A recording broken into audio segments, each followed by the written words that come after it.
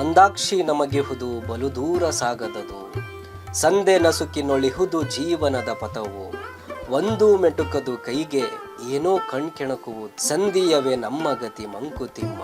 ನಮ್ಮ ಮನಸ್ಸಿನ ಕಣ್ಣುಗಳು ಮಂದವಾಗಿವೆ, ಒಂದು ವಿಶಾಲವಾದ ದೃಷ್ಟಿ ನಮಗೆ ಇಲ್ಲ. ನಮ್ಮ ಆಲೋಚನೆಗಳು ಸ್ಪಷ್ಟವಿಲ್ಲದೆ ಸಂಜೆಗತ್ತಲಂತೆ ಮಸುಕಾಗಿರುವುದರಿಂದ ನಾವು ನಡೆಸುವ ನಮ್ಮ ಜೀವನದ ಪರಿಯೂ ಸ್ಪಷ್ಟತೆ ಇಲ್ಲದೆ ಮಸುಕಾಗಿದೆ. ನಮ್ಮ ಅಪೇಕ್ಷೆಗಳು ನಮಗೆ ಸ್ಪಷ್ಟವಾಗಿಲ್ಲ.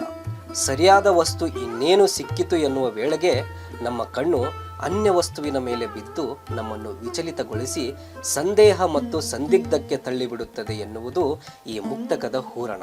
ಇಲ್ಲಿ ಮಾನ್ಯ ಗುಂಡಪ್ಪನವರು ನಮ್ಮ ಮಾನಸಿಕ ದೃಷ್ಟಿಕೋನದ ಬಗ್ಗೆ ಪ್ರಸ್ತಾಪ ಮಾಡುತ್ತಾರೆ. ಸಂಕುಚಿತ ಸ್ವಭಾವದ ನಮ್ಮ ದೃಷ್ಟಿಯು ಸಂಕುಚಿತ.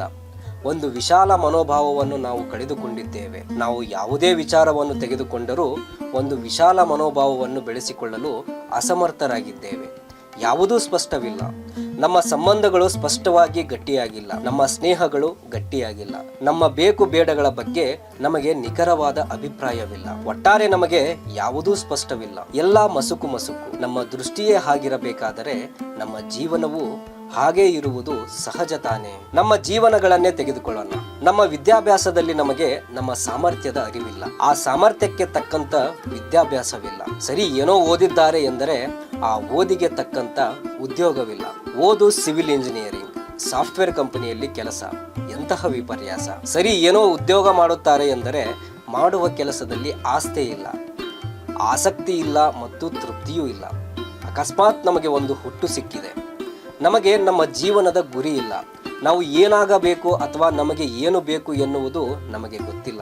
ಸುಮ್ಮನೆ ಬೆಳಗಾಗುತ್ತದೆ, ಏಳುತ್ತೇವೆ, ತಿನ್ನುತ್ತೇವೆ, ಏನೋ ಕೆಲಸ ಮಾಡುತ್ತೇವೆ, ಮತ್ತೆ ತಿನ್ನುತ್ತೇವೆ, ಮಲಗುತ್ತೇವೆ. ಮಲಗುವ ಮುಂಚೆ ನಾವು ಇಂದಿನ ಸಾಧನೆ ಏನು ಎಂದು ಯೋಚನೆ ಮಾಡಿದರೆ ಎಲ್ಲವೂ ಶೂನ್ಯ. ನಮ್ಮ ಸಂಬಂಧಗಳನ್ನು ತೆಗೆದುಕೊಳ್ಳೋಣ.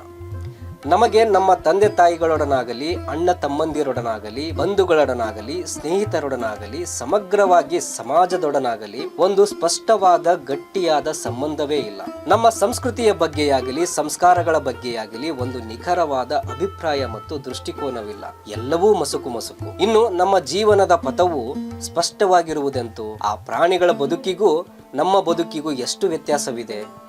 ಕಡೆಯ ಪಕ್ಷ ಅವುಗಳಿಗೆ ಏನೋ ಒಂದು ಇಲ್ಲ ಎನ್ನುವುದು ಸ್ಪಷ್ಟ. ನಮಗೆ ಆ ಸ್ಪಷ್ಟತೆಯೂ ಇಲ್ಲ. ಇದಕ್ಕೆಲ್ಲ ಕಾರಣ ಏನು? ಸ್ವಾರ್ಥ ಮತ್ತು ಅಹಂಕಾರಗಳೇ ನಮ್ಮನ್ನು ಈ ಗತಿಗೆ ತಳ್ಳಿವೆ. ನನಗೆ ಎಲ್ಲವೂ ಬೇಕು ಎನ್ನುವ ಸ್ವಾರ್ಥದಿಂದ ಏನು ಬೇಕು ಎನ್ನುವುದೇ ತಿಳಿಯದಾಗಿದೆ. ಎಲ್ಲವೂ ಬೇಕು ಎನ್ನುವವನು ಏನೇನನ್ನು ಪಡೆದುಕೊಳ್ಳಲು ಸಾಧ್ಯ? ಪಡೆದುಕೊಂಡು ಅಥವಾ ದಕ್ಕಿಸಿಕೊಂಡು ಅನುಭವಿಸುವ ಸಾಮರ್ಥ್ಯ ಬೇಡವೇ? ಏನನ್ನೋ ಪಡೆದಾಕ್ಷಣ ಬೇರೆ ವಸ್ತುಗಳ ಮೇಲೆ ಕಣ್ಣು. ಹೀಗೆ ನಮ್ಮ ಬೇಕು ಬೇಡಗಳ ಅಸ್ಪಷ್ಟತೆ. ನನಗೆ ಎಲ್ಲವೂ ತಿಳಿದಿದೆ ಎನ್ನುವ ಅಹಂಕಾರದಿಂದ ಅರಿವಿನ ಬಾಗಿಲು ಮುಚ್ಚಿ ಹೋಗಿದೆ. ಮೇಲಕ್ಕೆ ಹೋಗಬೇಕಾದವನು ನಾನು ಕೆಳಗೆ ಇದ್ದೇನೆ ಎಂದು ಅರಿತರೆ ಮಾತ್ರ ಮೇಲಕ್ಕೆ ಹೋಗಲು ಸಾಧ್ಯ. ನಾನು ಮೇಲೆ ಇದ್ದೇನೆ ಎನ್ನುವವನು ಇನ್ನೂ ಮೇಲಕ್ಕೆ ಹೋಗುವುದು ಹೇಗೆ? ಅಗಾಧ ಜ್ಞಾನ ಸಮುದ್ರದಲ್ಲಿ ನನಗೆ ತಿಳಿದಿರುವುದು ಒಂದು ತೊಟ್ಟು ಹನಿಯೂ ಅಲ್ಲ ಎಂದು ತಿಳಿದವನಿಗೆ ಇನ್ನಷ್ಟು ತಿಳಿದುಕೊಳ್ಳುವ ಅವಕಾಶ.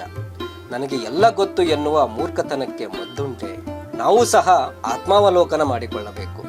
ನಮ್ಮ ಮನಸ್ಸೇನೋ, ಆ ಮನಸ್ಸಿನ ಬೇಕು ಬೇಡಗಳೇನೋ, ಸ್ಪಷ್ಟವೇ ಅಸ್ಪಷ್ಟವೇ, ಸರಿಯೇ ತಪ್ಪೇ, ನಮ್ಮ ಸಾಮರ್ಥ್ಯವೇನು, ಅರ್ಹತೆಗಳೇನು, ಹೀಗೆ ಸಮಗ್ರ ಚಿಂತನೆ ಮಾಡಿ ನಮ್ಮನ್ನು ನಾವು ಸರಿಪಡಿಸಿಕೊಂಡರೆ ನಮ್ಮ ಬದುಕು ಮತ್ತು ಇತರರ ಜೀವನವು ಸುಧಾರಿಸುವುದರಲ್ಲಿ ನಮಗೆ ಸಂದೇಹವೇ ಇಲ್ಲ.